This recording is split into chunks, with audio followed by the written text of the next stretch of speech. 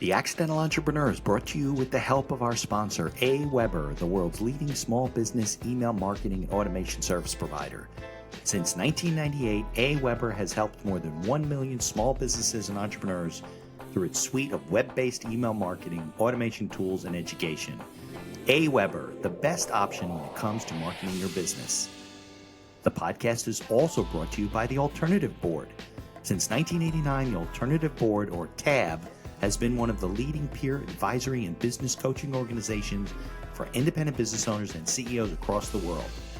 By facilitating peer advisory boards, private one-on-one coaching, and strategic planning services, TAB helps business owners improve their businesses in ways that change their lives. And be sure to connect with our affiliate sponsor, GSM Growth Agency. They're boosting e-commerce businesses to 6 and 7 figures in revenue and cover everything from ads and social media influencers to making your website better.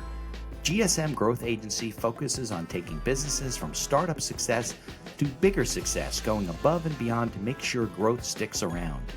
They're all about cool ideas, lasting partnerships, and making your mark in the e-commerce world. And be sure to support the podcast by ordering some logo merchandise from our online store. Listen to all of our sponsors' commercials later in this episode and follow their links in the show notes to learn more about their products and services. All right, everybody, welcome back to the podcast. I'm your host, Mitch Beinhacker. We got another great show. We're going to talk to Mike and AJ about all the stuff, about their background and all the stuff they do and what you should be doing from a marketing standpoint and the things people are doing wrong. Met Mike and AJ through a former guest we had, Scott Ritzheimer. So I'm excited to talk to them. So if you are listening on your, favorite podcast directory, please leave us a 5-star review whenever you can. If you're watching us on YouTube, subscribe to the channel, like us, so we can keep connecting with guys like Mike and AJ. So let's get on with today's show. The information provided in these episodes is for entertainment purposes only. It is not a guarantee of success or to be construed as advice of any kind. You should always seek advice from local licensed professionals before making any decisions. The dictionary defines an entrepreneur as a person who organizes and manages any enterprise, especially a business, usually with considerable initiative and risk. People often start a business without much choice, perhaps due to a job loss or just being dissatisfied at work, and they come up with an idea they just know can be successful. They become entrepreneurs by accident. That is to say, their success or failure happens by accident, not with intention. My name is Mitch Beinhacker. I'm a corporate attorney and a business advisor. You're listening to The Accidental Entrepreneur, my podcast about how to achieve success on purpose, not by accident. Join me along with our monthly guests, where we share our knowledge and help you get a hold of your business. And now on to today's episode. All right, guys. I hear a little feedback in the background, so let me just turn that down. You guys can hear me clearly? Yes, sir. Yeah. Okay, good. All right. So, Mike, AJ. Actually, AJ's on the left. Mike's on my right. Yeah? Maybe you're backward. Yes, I think you're backwards. Mike here. AJ there. All right. So why don't we do this? Because we've had a lot of talk off the mic, but now people are listening. Maybe we could talk about the two of you sharing your stories as to, hey, what your business background is, how you came together, what your marketing background is, and all that kind of stuff. Does that make sense? Perfect. All right. Yeah. I mean, I love the name of your podcast here because I think if you would have told me that all the things that we would have gone through in starting businesses, I don't think we would have had the courage or the guts to actually do it. So yeah, you're probably right. If people knew like how hard it is to be in business, they probably wouldn't go into business. So it's probably better they don't know until it's too late, right? It's like it has to be an accident. I'm not sure there's that many people that make this by choice. Yeah, it's like marriage and having kids. Like if you knew it was going to be that hard, we might never procreate, and the whole planet would die. Right? Yeah. However, at the same time, it's like, transformational, like just like kids, right? Like it changes you in all the best ways and all the ways that you need to, even though you might be kicking and screaming. Yeah, figuring it out, doing it right, coming out the other side is, rewarding and you feel empowered and whatever. It's just the struggles and the doing it wrong and the not learning from guys like you. And it is this frustrating part that people give up a lot and they don't need to. So, yeah. Good point. 100%. Yeah. If I took you back to 2003 when I started my business. So I started a website design company. Today we refer to as a digital marketing agency, which sounds a lot fancier. Right. But back then it was this, some guy in Tucson, Arizona that was dating a girl who'd become his wife. I was playing in a band and couldn't leave the band. And I was here in Tucson because I was going to the university. And if I didn't have a plan to stay here, I would be going back home to mom and dad in Southern California. So the plan that I devised was I'm going to see if I can get people to pay me for building websites.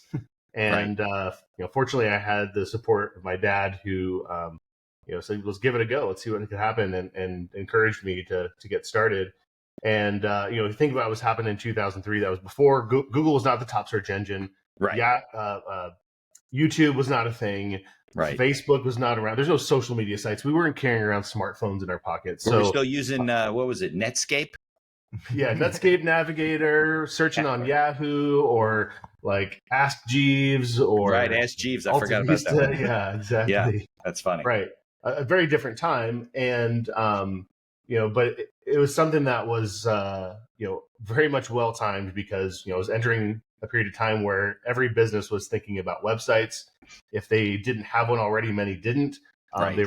They all knew that this was the thing that was next. So right. And there weren't any good tools really to do it, to get started on your own. Oh yeah, I was all coding it with like HTML and not even CSS at the time. Right. It was just a very hands-on thing. It was before WordPress was around. Yeah, WordPress today powers like 43% of the web, and right. There was no content management tool. So yeah, nothing. Yeah, you needed to know a dude or a chick that was, knew how to, write some code. And I was that guy. Still in the industry, right? It's no competition. Yeah. Yeah. Yeah. So it turned into a business. AJ and I met around 2008, it was about the point where I had, had a good base of clients, had a couple employees at that point. And the thing that I had not given up yet was sales, right? Okay. I didn't know how to give up sales, and I had tried twice. The first guy I tried to hire to do sales for me walked into my office about 10 months later and was like, Mike, I think you should fire me. I was like, Chris, why? That's great. What's going on? And he's like, no, I haven't sold anything. I'm like, you have to sell things to be in sales? I didn't. Yeah, well, yeah, you do. And I was also way too nice. I'm like, I just really liked him, and I thought he was always going to get it, And right. And I didn't know how to teach him how to do it. You were doing business, but not because of him. Oh, 100%. Yeah, I was carrying all of the sales, and I was trying to get him up to speed, and it just wasn't happening. Yeah. But he was willing and able until the day he said, I don't think this is for me. Well, that took a lot for him to say that. I tried a second time, more or less the same story. And then I finally posted, I was frustrated. I'm like, dang it, I'm going to keep sales. Mm-hmm. And then I'm just going to find someone who can call my existing client base. So I put an ad out for something called the Web Strategist. Yeah. So that's where I came in. And, honestly, up until that point, I didn't consider myself a salesman either. I grew up in corporate. I had my daughter when I was 21 years old. I was going to college and needed to get a job. And so I got a job at Intuit doing technical support for QuickBooks. And kind of rise the corporate ranks from there. I spent about 10 years at Intuit. I ended up managing the online communities for QuickBooks and TurboTax and Quicken. And so there was a lot of web strategy that was going on there that I was responsible for. And AJ, were you in Tucson also? I was in Tucson as well. Yeah. They had a call center here in Tucson that we were based out of. Right. But yeah, so when Mike put out that ad, I was immediately drawn to it because I was at this point at Intuit where I felt like this really small cog in this huge machine. Right. And they trained us well, they paid us well. I was happy, but I just felt like there was something missing, right? I didn't understand how the work I was doing was really contributing to anything. Right. And so when Mike posted that ad, I was like, cool, web strategist. I can give people web strategy. So I applied for it, not knowing that he meant sales, because I'll tell you what, if it would have said website sales or digital marketing sales. Well, that's why he didn't do zero that. Chance. Yeah, zero chance I would have applied for it. But he was right, because, what we eventually learned was that sales is strategy, right? And we have a very consultative approach to how we do sales. And it does feel like somebody just asking, hey, I need help with this. What would you suggest? Us suggesting what we would do. And then them either wanting it or not, right? Right. Law is sales too. Absolutely. You guys are the first pair that I've met, business partners who met the way that we think everyone meets, through ads and things like that. But people don't usually do that, right? They usually meet through networking, introductions. AJ, Mike's frustrated. He's talking to a friend. He goes, my buddy AJ's at Intuit. He's a really smart guy. And then you guys get connected. But it was funny that you got, and then even if they do it the way Mike did it, they don't hit it off. or it doesn't last. And you guys have been together a long time. So what do you think? I know we're jumping around, but what do you think? Like, why did that work? Like, what, it's like blind dating. It just doesn't work, right? There's such a small chance that you guys would sync up and really work together and become partners like you are. Why do you think? Yeah, it's funny because in our coaching business, where we help digital agencies and businesses through this, it's a really common question that people ask us, like, how do I find a partner? Where do I do it? And it might sound counterintuitive, but I think our advice is don't find a partner. I mean, partnerships just don't work. I've had them, 2 or 3 of them never work. I think most people break up all the time for that reason.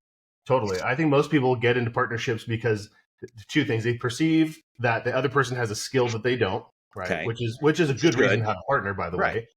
But they are cheap, and they're thinking, well, this guy will just work for cheap and bring his stuff, rather than going to the market and finding the person that can fulfill that gap. Right.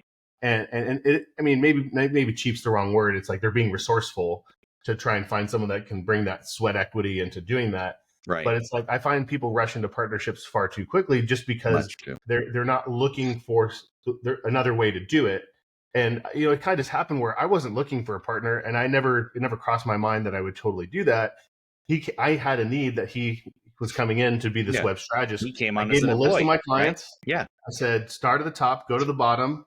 I put $1 sign next to the ones that was small opportunities. So I thought $3 signs next to the ones that I thought, oh, there's a really good opportunity here. And I crossed out all the people I thought were pains in the butts I didn't want to work with anymore. Right. Right. And he succeeded at that. Now that was like 2008. Probably wasn't until like 2012 or 13 where we started to like have a conversation about that, because we had quote unquote dated, right? Of course. It started as a blind date for sure. Right. We courted for a good 5 or so years, and what I realized is that he was treating this business very much as his own, and there was an indispensable part of that. And he's obviously sticking around at that point, and then it made sense. And even after it's just like we talk about getting married, but then he still didn't get the ring. He still didn't get the ring. We went and shopped for rings. We went and talked to folks like yourself and put together agreements and all that stuff. And then finally one day I was like, here's the signed and executed document. Right. It was like that. What? Yeah, no, I mean, he could have at any time said, yeah, this really isn't for me, or, I could do this better on my own. Who the heck and knows? we've had that scenario. There's a young guy that joined our company, super sharp guy. He knew a lot, and I remember it was probably his second week there that we had gone out for happy hour or something, and he told Mike, hey, if I'm not a business partner within 3 years, then I'm out of here. Right? It's like, goodbye. That's like the total wrong approach to doing a little that, bit. Right? Like, you think? Yeah, exactly. Like I never asked Mike for it. I just acted like Mike said, like the business was mine. There's a point in time I was very highly commission based. I had a small base, and Mike would bring me in for my annual review and bump that base up every year. And one year I said, you know what, Mike, you don't really need to do that anymore. Like, I'm responsible for how much I can get paid through my sales. Like, I don't need you to give me this bump. Right. And so it was just like things like that showed him that it wasn't just about all me, right? It was me thinking about the business and, what our needs were, and managing cash flow and all those things. I've always tried to manage the 3 stakeholders: our customers, ourselves, and our business, right? And making sure that the decisions that we're making aren't just self-serving, which I think sometimes that's the problem, right? Is that people come into business and it's like, me, what are you gonna do for me? And that's just the wrong attitude. And ultimately that's not self-serving, because then you end up getting rid of them, or form a partnership or whatever, because you can't be partnerships or there's no such thing as a one-person partnership, right? So it can't be a selfish relationship. It's got to be, everybody's got to be on the short end of the giving stick. He's doing for the business, and then it all comes back to you. Now, what are your duties? How do your duties break down now? Obviously, you're not doing that. You're doing more things each, right?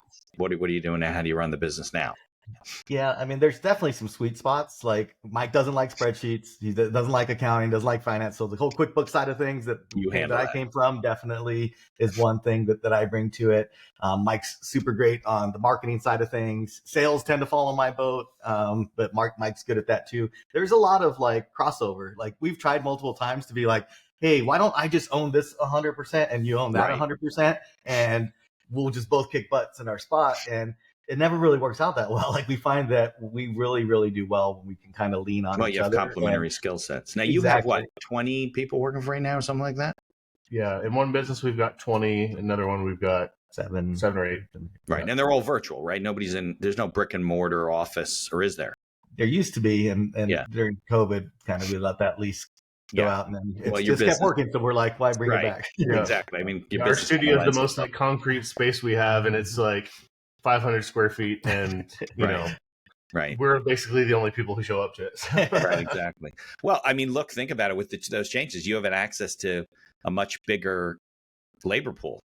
Yes. You know, you can find the best guy that you need, and if he's in, South America, Yeah. because as long as he speaks English, you can use him, or anywhere else in the world. So I know a lot of digital guys that they don't have an office anymore either for that reason. Yeah.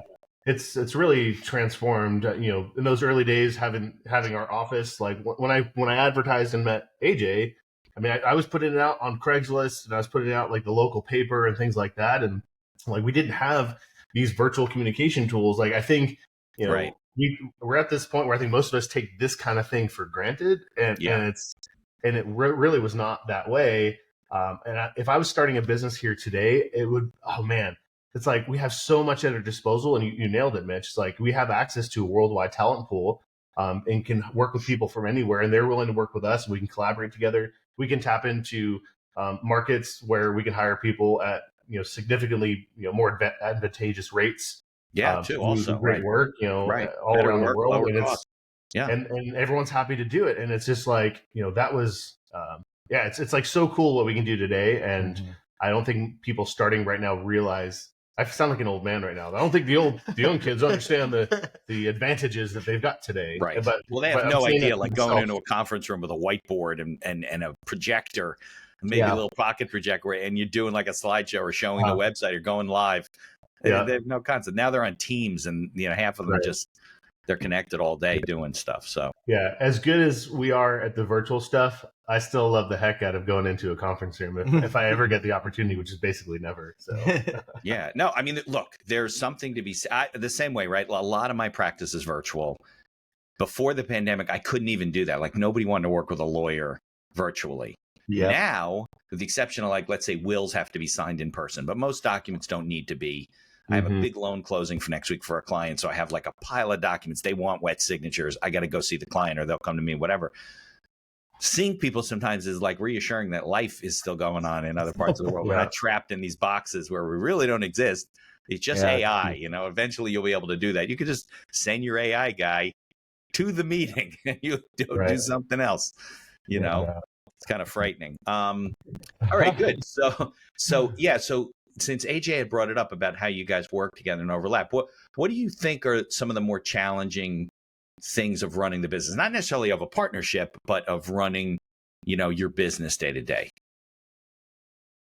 Probably the most challenging part is just the shiny objects. I think Mike and I are both creative guys, and we're both little entrepreneurs where we like to get things started. We like to get them in place. They start working, and then we're like, all right, let's stop doing that. Like, let's do something else, right? Because we want a different challenge. We want a different experience. We want to figure something out. And we've made the mistake multiple times where we had something that was working really, really well, and we didn't get it to a place where it could continue to work really well without our focus on it. And then we jump to something else and it would start to like tank.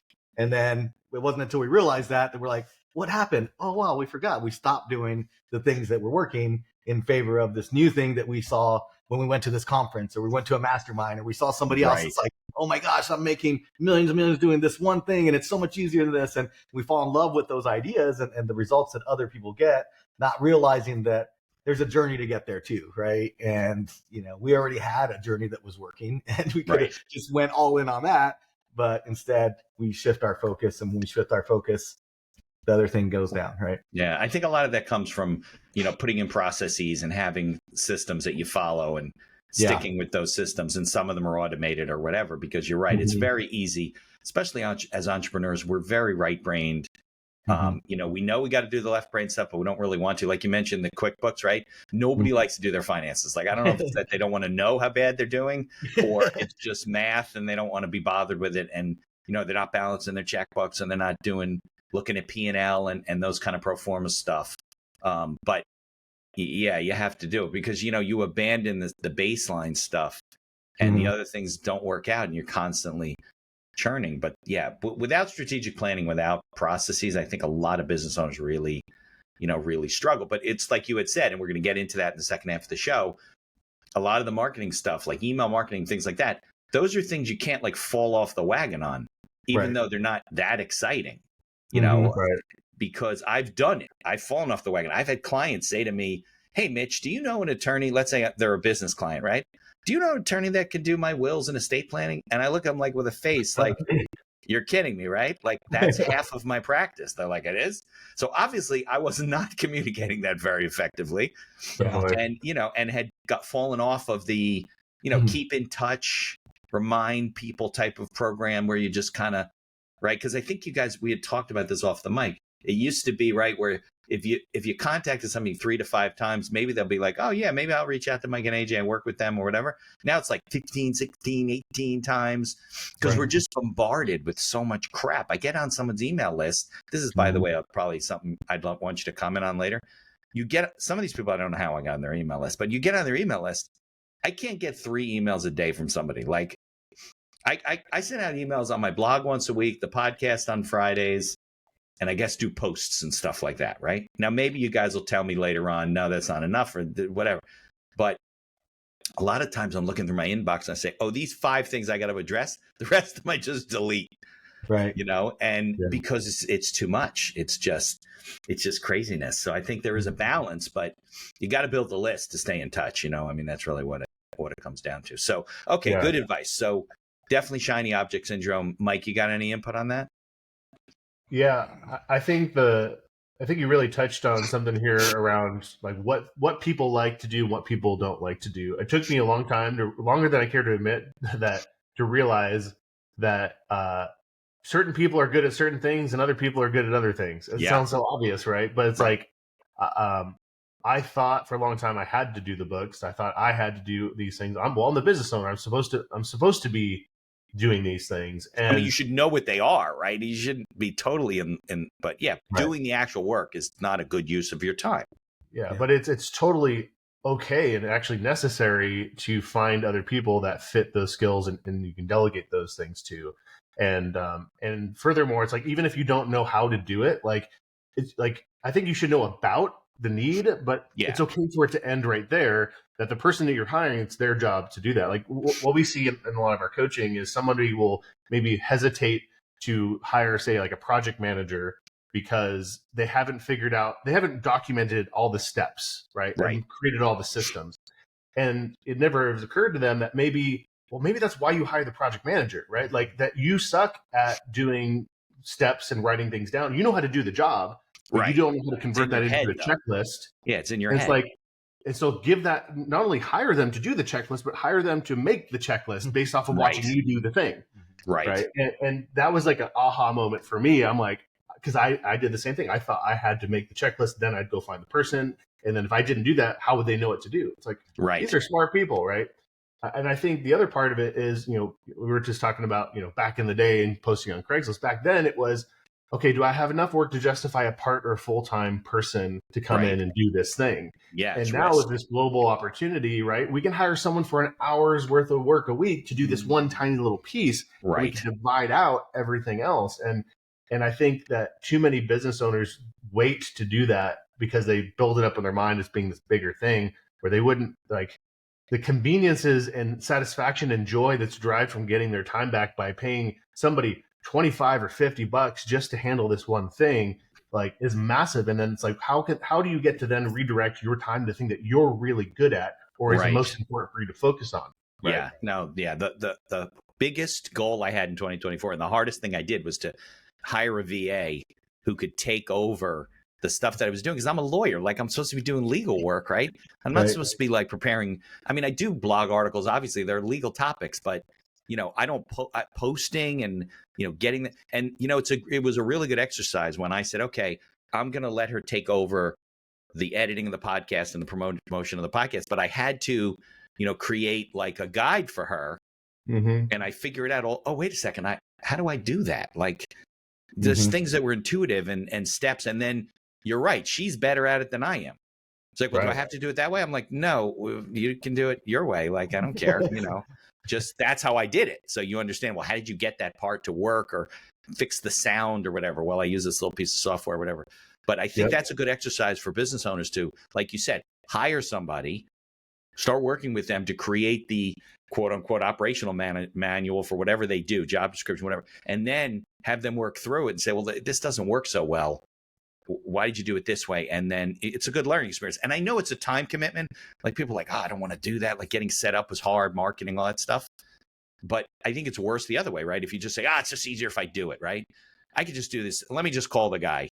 And I don't need AJ to call these, but I'm just going to call them. And then you're not using your time efficiently and you're really kind of hurting your business and you don't realize it until it's too late.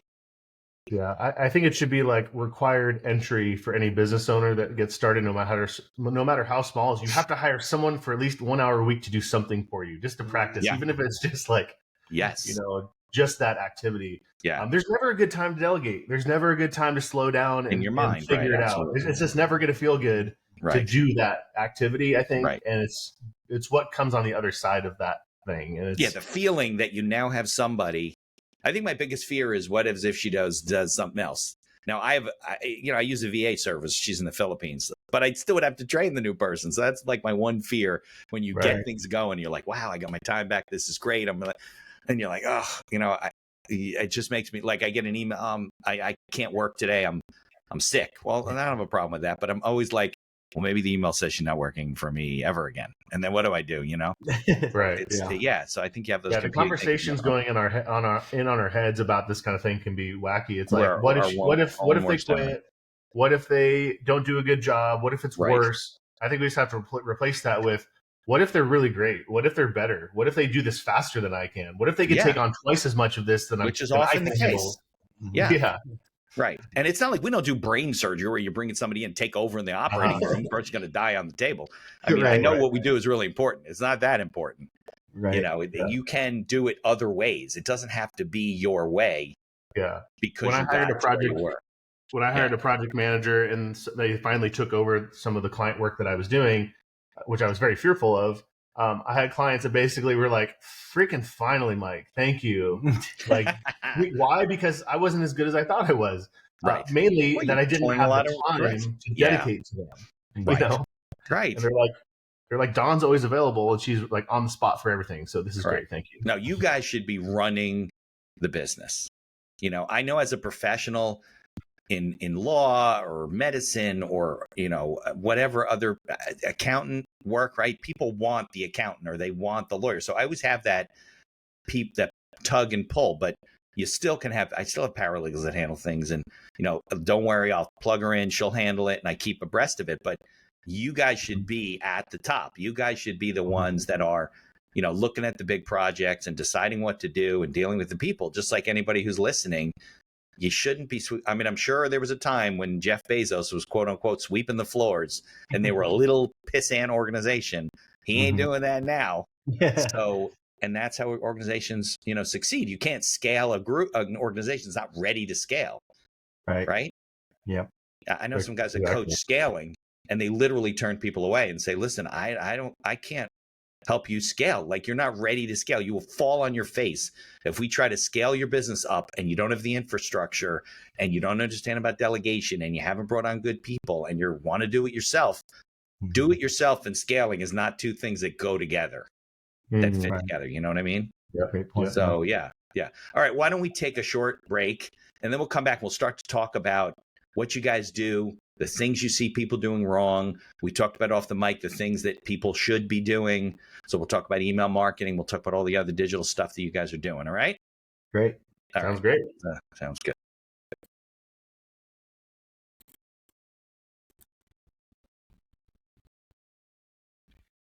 Here's a word from our sponsors.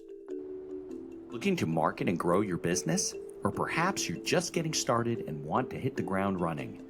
AWeber is the best choice for online email marketing and automation of your business. From maintaining a subscriber list to drip campaigns and landing pages, AWeber gives you tools and integrations that make marketing easy and fun. As our partner and sponsor, we use all their tools to promote the podcast and market our law firm. AWeber, the best alternative for online marketing. For over 30 years, the Alternative Board, or TAB, has built a thriving community of forward-thinking CEOs and business owners who want to radically improve their companies. Through unique combinations of one-on-one business coaching, participation in monthly TAB board meetings with other non-competing owners, a suite of strategic tools, and customized strategic planning workshops, TAB membership can deliver greater strength to your business and a better work-life balance for you and your family. All packaged in a streamlined and affordable service that the people at TAB invite you to try risk-free. Are you struggling with managing advertising due to a lack of time or expertise? Perhaps you're facing challenges in scaling ads for your store. Are you feeling lost when strategies have no success? GSM Growth Agency is your reliable partner in overcoming these business challenges. Feel the impact of collaborating with a team dedicated not only to short-term goals, but also to building long-term partnerships and achieving sustained success. Embark on an exciting journey to redefine the possibilities of e-commerce and create a legacy of unparalleled excellence. Take decisive action now. Follow their link in the show notes to receive a complimentary audit of your Shopify store conducted by a GSM expert. Propel your e-commerce game to new heights with GSM Growth Agency. Follow the link in the show notes to learn more about all of our sponsors. And now back to our show. All right, guys. Yeah, this is great. This is really great. And I appreciate you sharing your journey with everybody. For people out there who are frustrated with partnerships, there is a hope if you find the right person, right?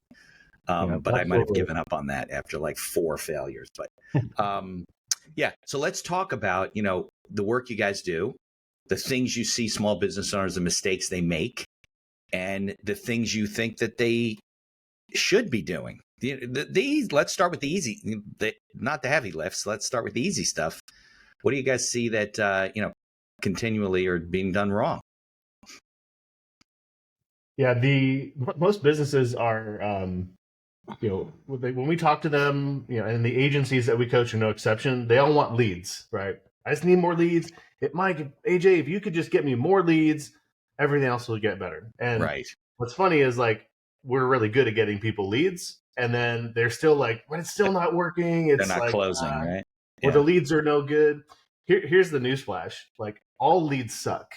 Right. Every lead that comes in is no good. It's garbage. And I'm not being sarcastic. I mean, they're really no good, because what a business needs is not leads. They need prospects. Right. They need people who are interested in being in the sales process, who are inquiring about the services. Right. And there's a true difference between the lead and the prospect, right? Yeah. Ideally, where somebody said, hey, you need to call Mike and AJ because you got this problem, and they have another advisor does something else, financial or whatever. And now they're kind of warmed up, right? They're not really just a lead. People don't understand the difference between lead and prospect, but that's a good point. Yeah, 100%. If they understood that definition, because a lead is just an unqualified contact. Open up the phone book and have leads, right? Yeah, exactly. That's made their way maybe into your CRM or content management system or whatever. And, a prospect is someone that's raised their hand and they've entered the sales prospect. And so, or process, I'm sorry. And so I think a lot of times when business owners want leads, what they really want are hot leads or hot prospects that have already decided. And what they don't understand is that every lead goes through a process of being cold, then warm, then hot, right? Yeah. And even the person that called you up and said, hey, so-and-so said that you're the best, I need a website. Well, guess what? They started as cold too. The person that referred them warmed them up for you. Right. And correct. So then it doesn't mean you're going to close them either, right? I mean, it doesn't mean it's just more chance, or they've been kind of teed up, or they've had a conversation and they have some interest. They're not just somebody who clicked a button on a website. Yeah. Yeah. So what most businesses don't realize is that, leads are great, right? And when they enter into lead generation, the only goal for that is to get name and contact info for a bunch of people that are probably in the demographic of who you want to work with. Right. Now, there's another process that needs to happen, which is lead nurture, right? That's where you actually take those people and you introduce them to who you are. You tell them about your products and services. You give them some background on you. You show them why, what you do is important to you. All those different things that make somebody want to actually work with you, right? Right. I mean, they don't just sign up, AJ, and say, hey, I'm in. Where do I sign? Let me send you a check. Some Venmo, people you get take married on Zelle. the first date, but that's the exception, not the rule. You know? We've I heard also- those stories. You know, I also find that those relationships, and I have had some, I do a lot of retainer work where I am like the outside, let's say, general counsel to the small business, right? Because they can't afford to hire like a full-time lawyer. So I have a bunch of those. The few that I've gotten through the internet, even where they vetted me and they wanted, you know, recommendations and everything like that, didn't really stick. Like it wasn't, you know, it, like you said, got married a little too quickly, you know? Yeah. So I think that's a good point, but you know. Yeah. So it's really just about making sure that a business has a lead warming mechanism, right? Right. What most do is they have a dumpster bin, right? Which is they have a gold platter for the ones that were the, you know, the miracle ones that came in, and then they have a dumpster full of all the people they threw away, never to hear from again. So how many people listening to this have, you know, leads, right? That you discarded? It could be that you went to a bunch of networking events and on your desk is a stack of business cards, right? For years, What the hell you do know, you do with those? what do you do? What did you do with those, right? Nothing. It's the people that opted in and contacted you through your website, but they didn't turn into an immediate conversation or a sale or anything, right? What do you do? When was the last time they heard from you? Right. And what was the last time they saw your stuff? Are you waiting for them to remember you, or are you doing something proactive? Yeah. Right? What about all the people that you proposed to that ghosted you, right? Or never said yes, or they hired someone else? Like, did you discard them, or are you talking to them? It's like most businesses have this insane amount of gold in their backyard Yeah. that they're not even realizing is there. And it's like one of those things where if I was going to buy your business, I would be looking for your gold and not telling you it's there. Because the first thing I would do when I came in is I would go wake up all that gold, and I would sell all those people that are still in the target market that you just they weren't good enough for you, right? Right. And I'm You going to wanna go pay and for polish the that. rock, and Right. I'm going to be like, here's the diamond here. Right? Yeah. Right. You don't want to pay for that gold that the person didn't even recognize that they had. But you're right. But that's the art of keeping in touch with people. There's a really good book called The Referral of a Lifetime. It's like a parable type of story. It's like 100 pages. Really good story about this woman who goes on this journey and meeting these people and finding out what she did wrong with their business. I think she's in real estate or something. But it's all about building a keep in touch program and recognizing the people that you meet. And sure, there are people that can become clients now, but I think for the most part, most people you meet do not become customers right away. Right. Because they're looking around, they're talking to different people.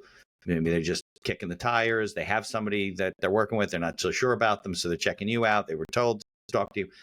You have to keep in touch. And building a podcast audience, building a practice, building your agency, the rule is all the same. Build an email list, build a keep in touch list, because you never know who needs what. And I'm going to, you know, I stay in touch with you guys, and you talk to somebody in New Jersey who's a business owner who needs help with this or that. Even if I can't do it, I find them a lawyer. Later on, they come back to me and say, well, Mitch, you helped me, and Mike and AJ told me to call you, and I'm going to talk to you.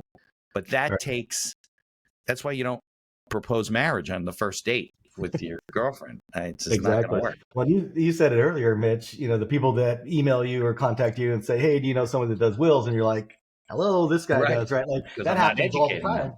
Yeah. That happens all the time to us as well when, you know, we have somebody that reaches out and says, AJ, you know, I know you just built our website a few months ago. Can I have the login information? And I always know, like, that's a sign. That's not a good sign. I'm like, why do you want that? Oh, well, we just hired this guy. He's going to help us with SEO. And I'm like, dude, that's why didn't what you we hire us do. for SEO? Exactly. Right. And he's like, oh, I didn't know you did that. Right. And I know we talked about it at some point at the beginning. I think there's so many businesses that are sitting there waiting for the customer to ask them for help with something else, instead of continuing to have that conversation or even lead them through it. Guess what? When we launched that website, we should have had a meeting with him that says, hey, we got that done. Here's what's next. You could do SEO. Right. You could do pickup. You do all these things. Or he needs to be seeing that in our social, in our emails, and everywhere else. You know, I bought a house a few years ago.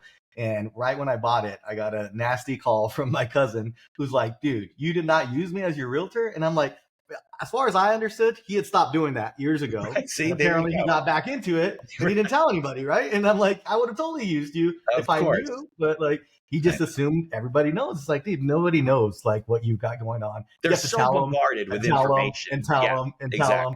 and hope that they see whatever your message is at the time that they need it. You mentioned earlier about how you go through your email box and you select a bunch and you just delete them. But guess what?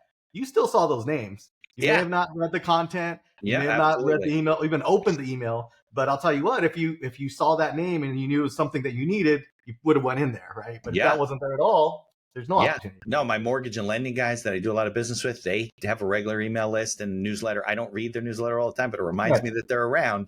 It does. And they do good work. And I reach out to them when I have, especially I have complicated transactions. They know how to put these deals together. So there was a time where I wasn't keeping in touch. As a matter of fact, this did happen with my loan broker. Does a lot of commercial work, a lot of business loans, SBAs, real estate, commercial real estate.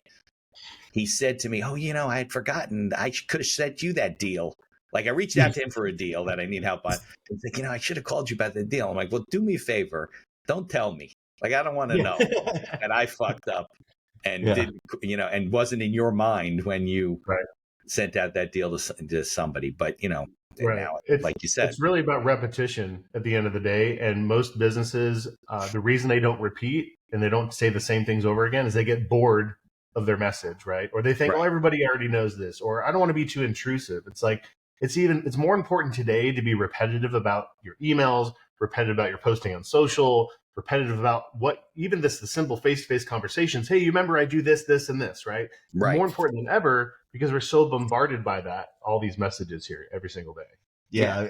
Mike and I used to be in these executive associations, right? Where it's like the business owner, you had to be the business owner being it. So it's different like the BNI or something like that, right? But you got a chance to speak one time per year to that group and tell them about what you did. And every single time during that time, you get a whole bunch of business. And it's like, why? Because you're telling them or reminding them what you do. That should be happening throughout the entire year, not just that one time you got to speak, right? Right. Yeah. So I think that's where the big gap is. It's just like, how do we stay in front of these people? Like that's a group I was going to have breakfast with every single week. Yet 90% of the sales I was getting were happening in that 1 week where I had the opportunity to speak versus having those throughout the entire year. Yeah. I think Mike made the point too.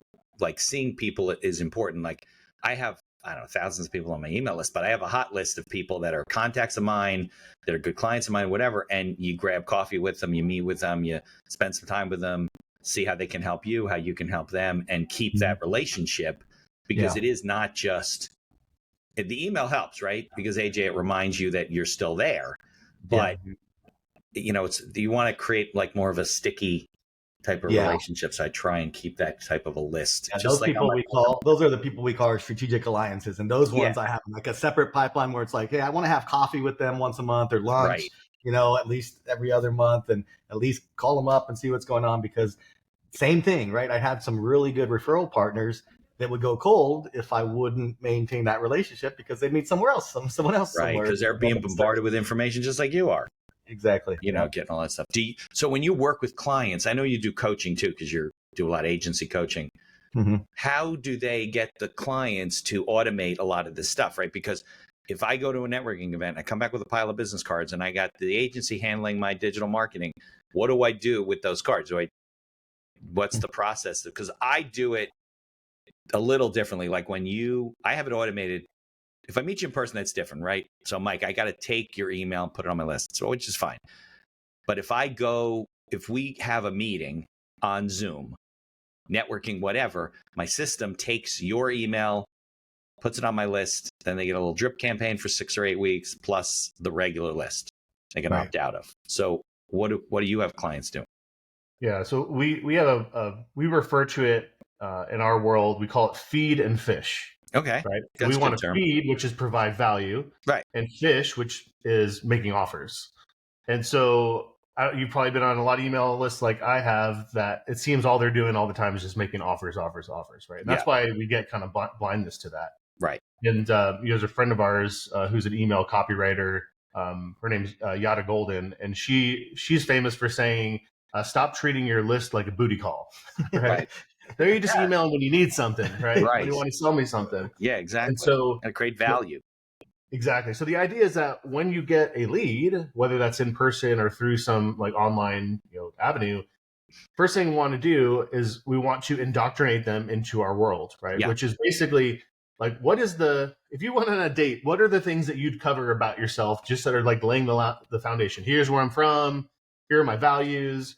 Here's where I'm going in life. Here's what I'm looking for in a good partner. Like those are the things you kind of get, exchanged and worked out. So what the business equivalent of that is, what do you do? Who do you help? How did you learn what you learned? Why do you do this? Right. And that could be done in a it could be done in one email, but more likely like 2-3 emails that like, as long as you're providing value and educating and explaining, sales. Right. Yeah. No sales at all. Guess what? It's funny. Sales do happen from that. Of course they do, because people buy from people they know and they like. Right. Exactly. And these emails are designed to get them to know and like you. Right. Yeah. Of course. From there, what we'll move into this feed and fish. And for us, there's a good rule of thumb is 3-to-1. So feed, fish. Feed, feed, fish. Right. So value, offer. Right. And what's funny is most people think they're like, well, man, like, because if we do that once a week, that means once a month or once every 4 weeks, you're making an offer. They're like, that seems like a really long time to wait to make an offer. I'm like, you'd be surprised how many people, engage with you from the value that you're giving. And when it comes to value, like there might be an email that is resource based. Like, what's a resource you can point them to? Here's this online resource, or here's this book, or here's this blog. Here's something that you might find useful, right? It could be education. Yeah. So how can you educate them about something that to you is obvious, but to them it's like the black box, like reading Google Analytics, which I have no out of the box. idea. Say, here's how this thing works in my business. Yeah. And now and I'm going to put it back in the box, but now it's in the box, right? Right. That's education. Yeah. And then the third type of feed email for us is a nurture email, which is like you got to be a little bit vulnerable and share more about the journey or who you are, the lessons that you've learned along the way. Yeah. Right. Because for some people, they need to know that not just that you have good resources and that you like know what you're doing with education. They also need to know the emotional side, which is like you're a good person. Yeah. That I could see the depth to your story. And those kind of things all the time get replies back. Like, so in our community, like I got tired of telling people to do that. So I'm like, I'm just going to write them for you. And, at this point we have close to 2 years worth of data to back all this up of weekly emails. And it's one of the most impactful things that we do for the folks inside of our community, where they're sending out these emails and they're getting replies back being like, thank you for sending this. This is amazing. Or people standing up at their local BNI chapter be like, if you're not on Michelle's email list, you need to be on it. Right. Because there's value there. Right. As much as email newsletters, quote unquote, is a one-to-many situation, if you're not writing your emails as if it's to one single person, you're making a massive mistake. Email at the end of the day is a one-to-one medium. It always has been, always will be. Yeah. And if doesn't resonate for you, then people are like, why am I reading this? Right. And I'll give you one simple trick that everyone can make. Oh, we like tricks. Simple shift that you can make that'll make all of your emails work better. Okay. Stop saying we and start saying I. Right. And pay attention to this now. The emails you're getting, and if you go into ChatGPT and ask it to write you your newsletter, it'll be we do this and we do that, and our thing does this and our thing does that. No, I do this, I do that.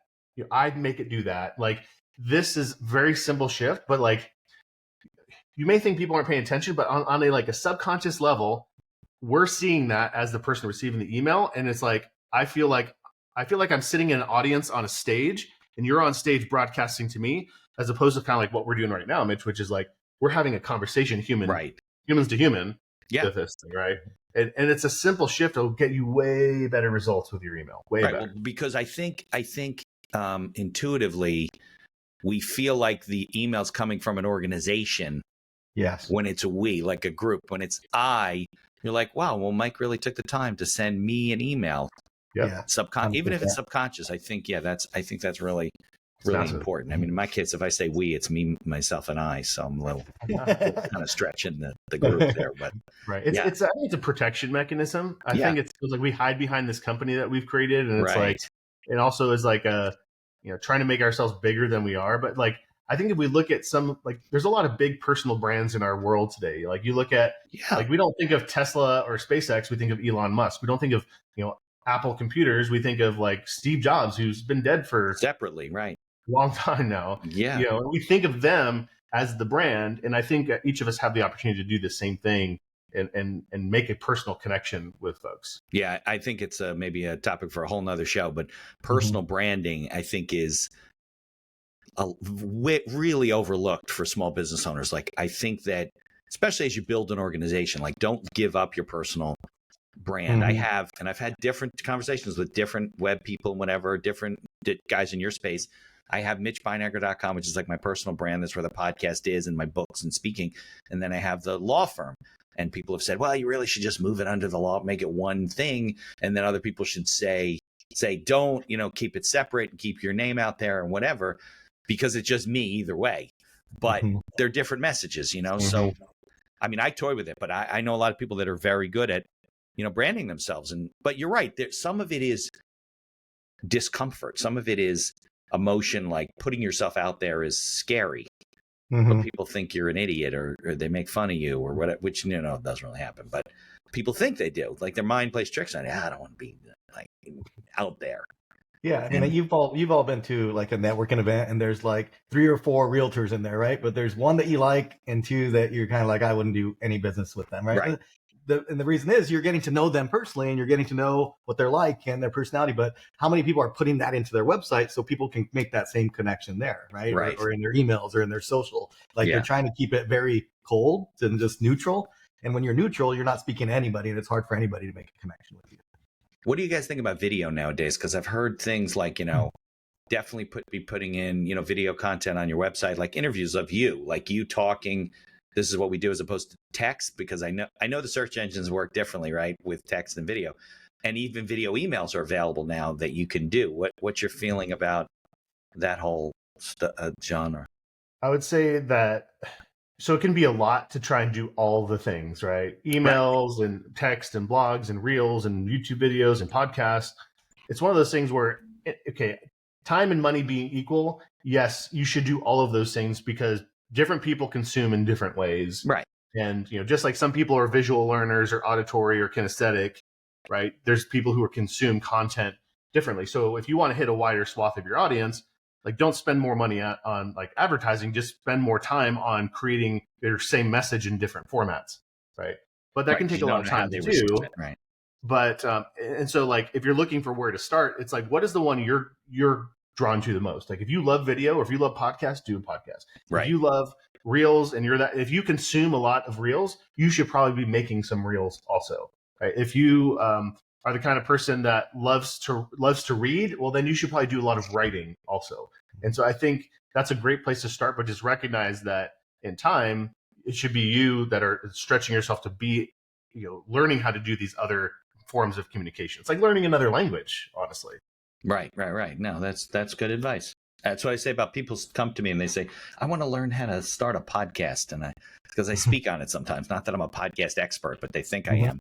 And, 9 times out of 10, when I get through the discussion, they're like, I don't want to do that. Like, if you like to do that, then fine.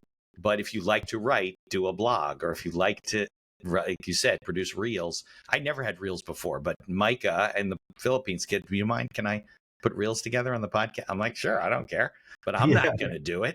I'm not going on TikTok, but I have colleagues who practice in different areas, especially like divorce and things like, and constitutional or whatever. They're putting out TikToks all the time. And they're interesting. Like, I'm not putting a TikTok on business law. What the hell am I going to talk about? But, if you enjoy it, you do it. Because I think you're right. It is a heavy lift in terms of doing all that stuff and staying on top. If you don't enjoy it, you are going to fall off that wagon so fast. That's why there's a lot of podcasts with like 8 episodes. Exactly. Yeah. Right? Because people are like, I can't do this. Yeah. And the ones that are willing to stick with it a little bit, it's so easy to stand out because most people quit. Yep. Right. If you just have like the focus, and that's probably just a good lesson for business in general. It's like, if you're willing to just keep going, and keep moving forward in the face of adversity and things just not working out the way that you want, you will succeed because most everyone else, faces that and they stop and they quit. Yeah.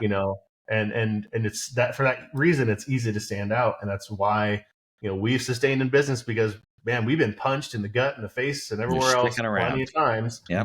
But it's just like, all right, well, what are our choices? Do we want to quit or we want to keep moving forward? It's like, all right, let's keep going. Right. No, I think that's true with the content game, right? If you just keep putting, somebody told me that really early on. I think it was a podcast guy I'd met. He had his own podcast. He said, if you keep putting out blog articles, if you keep putting out episodes or whatever, it's like magic, not really magic, but Now you got 30, 40, 50, 100 episodes. Bookers, I don't book guests anymore. Like I forget how I met Scott, but that's how I met you guys. I get booking agencies and websites like Podmatch and stuff, 4 or 5 a day now. I used to be searching for guests when I first started, like finding business. And I still invite people on the show, like as a prospecting tool, but I don't have to do that anymore. So, but it took a while. It took 80 episodes, 100 episodes because if you have a booking agency is going to say, hey, Mike, AJ, as a matter of fact, that's Tanya handles it for you, right? But she's internal. She works for you guys, right? Yeah. So she's not going to come to you guys and say, hey, I found this great guy. He's got 4 episodes. You want to be on his podcast? You'll be like, no, you know? Right. So, but if you say, no, he's got 350 episodes. He's been doing this. He's sticking around. And you're like, okay, well, we'll talk to him. So it's the same thing. Same with blog articles. I met a guy. He was on the podcast. What the hell does he do? He's got something called Blogger Evolution. So he helps me with blogging, right? And he built a business on affiliate marketing and blogging. So he will find, and I'm sure you guys understand how this works, right? He'll find whatever product, let's say it was I think it was first was like a golfing product. He's into golf. He will start writing articles about whatever it is, golfing, golf swing, golf apparatus, whatever. And he creates, probably with ChatGPT, it's even easier now, right? 20, 30, 40, 50 articles to the point where he starts getting people clicking on that link and he starts building an affiliate income stream. And then there's companies that buy these things. 30, 40 times revenue. So if you build it up to 3,000 to 5,000 a month, let's say, somebody's going to pay you 60 grand or more. And then he would repeat the process. Now he's teaching other people how to do it. It was all content. Awesome. It's just, there's no magic to it. Yeah. Consistency and content, right? Yeah. And now you can create content pretty quickly if you ask it the right way and you read it over and you're careful and you do stuff, at least get you started with tools like ChatGPT, and it's going to get easier. Yeah. Amazing world we live in. Yeah, exactly. The funny thing is I have had some guys even in your space be like, oh, AI and everything's going to put us out of business. I don't think that's going to be the case. There's going to be tools that help you guys because you know what you're looking at. But how many people not in your industry know how to read Google Analytics? It's like people reading a financial statement. I don't know what the hell that is. Yeah. And then I have a seminar with somebody or a networking thing where they're talking about Google. They teach you all this stuff. Then you go back to your guys and say, guys, why are we doing this? Why are we doing that? And then you have to explain to them, well, we are. This is what this means and that means. Right. And, it's like what's the word? It's cryptic.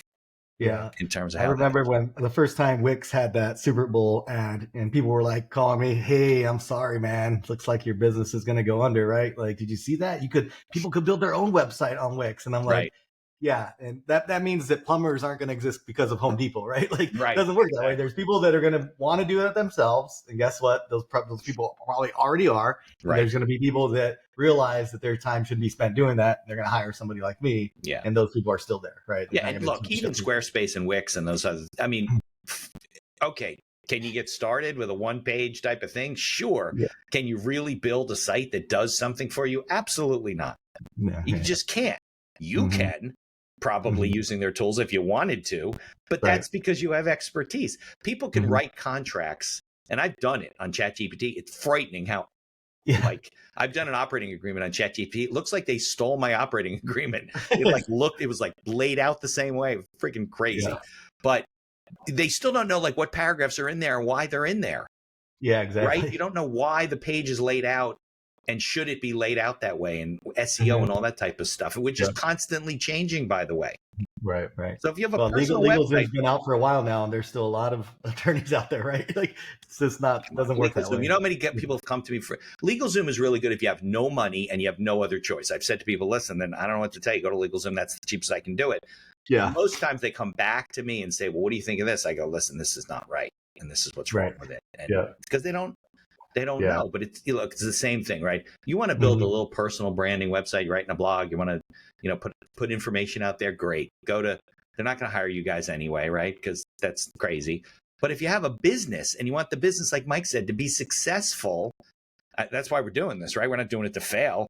You could fail other ways that are a lot cheaper, right? You got to work with professionals, and you do have to learn it, and you do have to understand how it works and why, and the analytics of things, but you don't want to understand how you make it work. Like, that's not a good use of your time.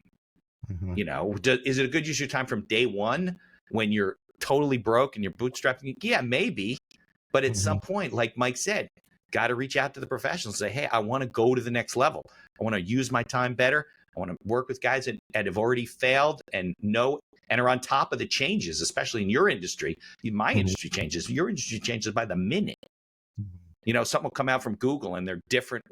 I don't find out about that stuff. You guys do immediately, you know, because it affects your business. So I think if there's one lesson from today, is that if you want to be successful in business, you have to start building a team of people around you in different areas, and you shouldn't be doing it yourself because you don't know what you're missing, right?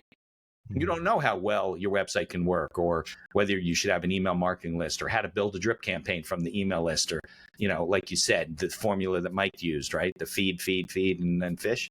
Is that right? Did I say that right? Okay. Yeah. Yep. Yeah. Yeah. And Surround yourself with people who know this stuff. Stay in your lane. Right. And yeah, absolutely. And Mike, that's all tied to the person that comes into the system, right? So if just like what I do with my law firm, you add somebody to your list, they start getting that drip campaign. Yep. So they're starting all different times.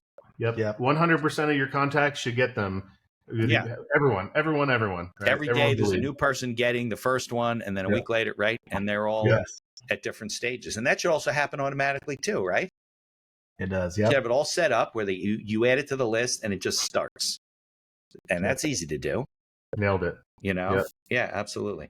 All right. So I know it's earlier out there because I told you that my daughter is at the University of Arizona, right? In Tucson. Yeah, that's right. And but you're only 2 hours behind me now, right? That's right. It's 9:37. Yep. Yeah. You all moved and we stayed put. Yeah, that's better for me. Now it's a smaller time difference between coast to coast. But anyway, so next time I get out there, I'll have to see you guys and we'll have to get some coffee and stuff. I'll have you over to the studio. We'll interview you. So definitely, we can go to what was it, Dutch Bros or Black Rock Coffee, or right, all that type is all over town. Okay, so so stick around. Let me play the credits, and this was awesome, really valuable for people. Yeah, thanks so much, Mitch. All right, sounds good.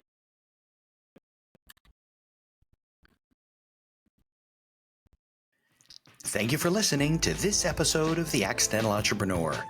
Opening and closing music written and performed by Howie Moskovich and made to order music.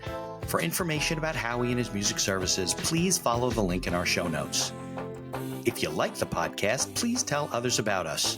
You can find us on Apple Podcasts, on Amazon Music, Spotify, Google Podcasts, and most of the other podcast directories.